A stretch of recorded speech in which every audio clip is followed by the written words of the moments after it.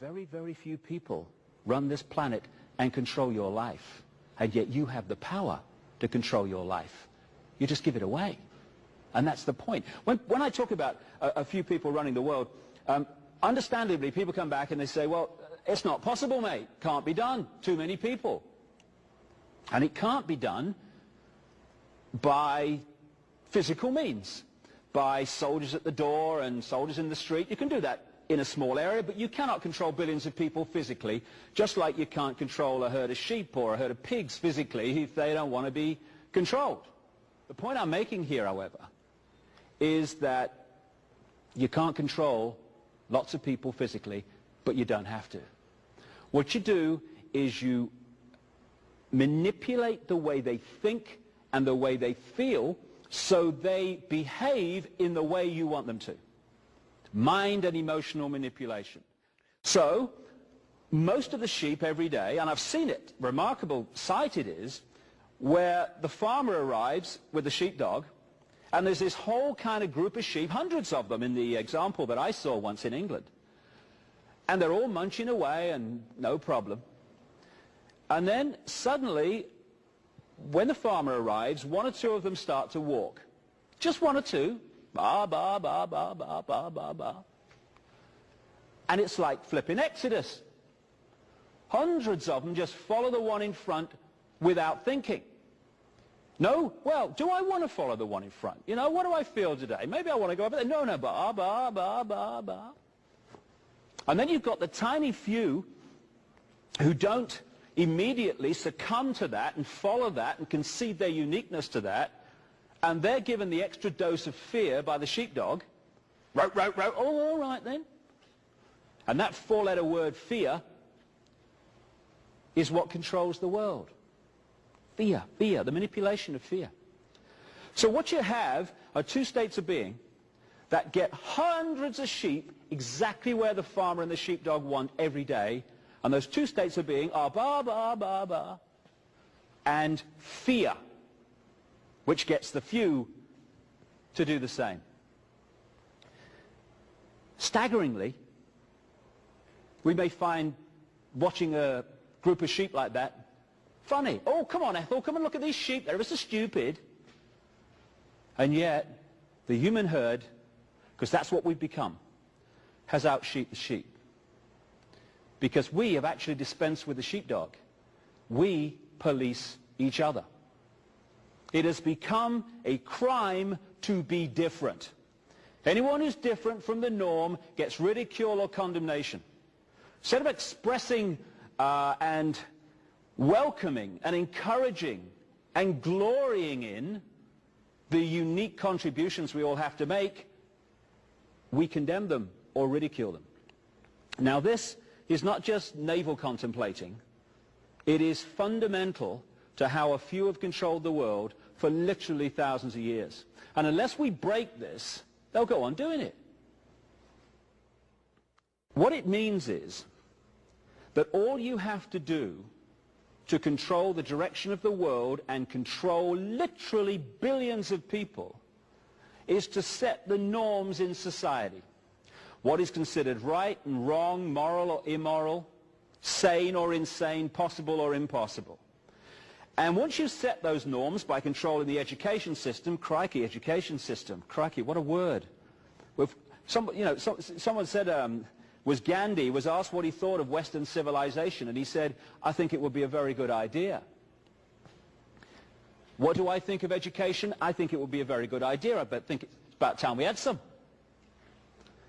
So through controlling the education system, the mantra messages through the media, confirming that these norms are how life is, the vast majority of people in the human herd, from cradle to grave, occupy those norms and live their lives within them because they think that's reality.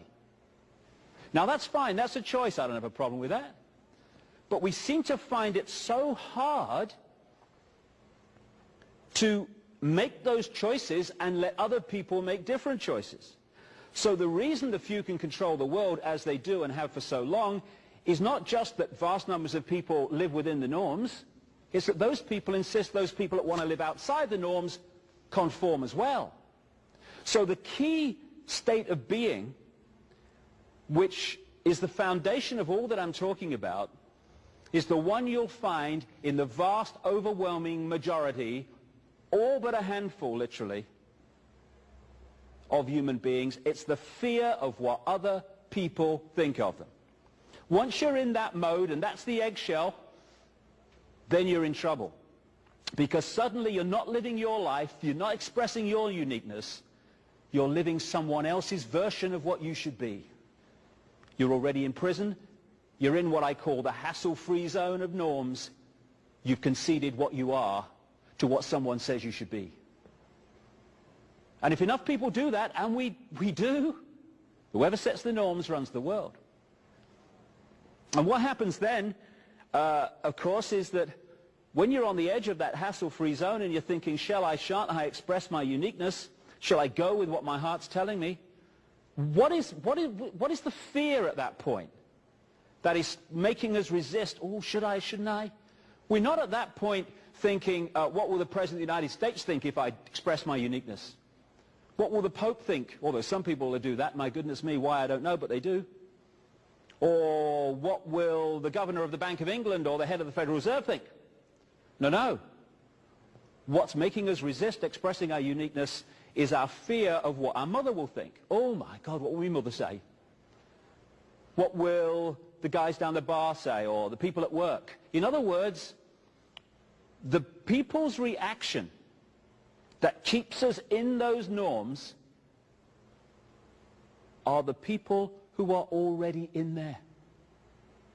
So the sheep have also become the sheepdog.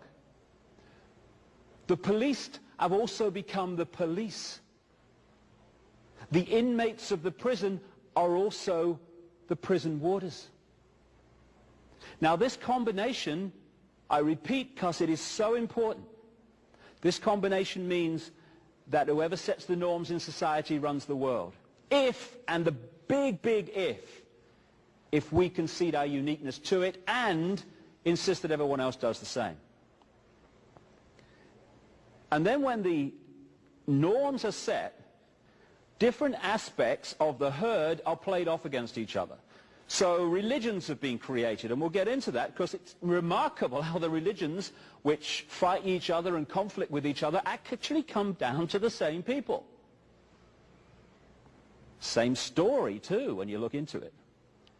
So they play different aspects of the herd off against each other. Religion is played off against religion. Political party is played against political party. Economic theory against economic theory. And so we've set the norms that have created the herd, and then the herd is set at war with itself. And while we're cussing each other and fighting each other and blaming each other, the few people are string pulling all these different elements and creating the key element that's necessary for the few to control the many, divide and rule.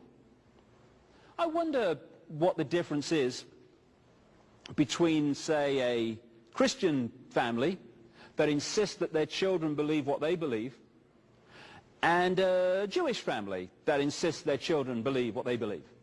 What's the difference?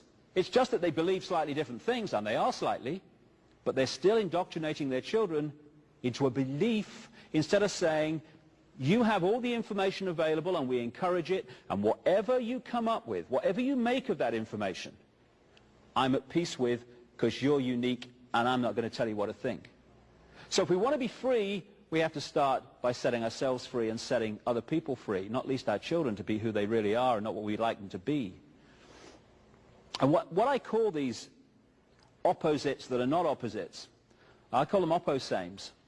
And it's amazing when you look around the different groups that are fighting and conflicting, when you look at the core of what they're saying and they believe and their actions and their ways of acting, you're not looking at opposites at all. You're looking at the same state of mind with a different dress on. I'll give you a quick example.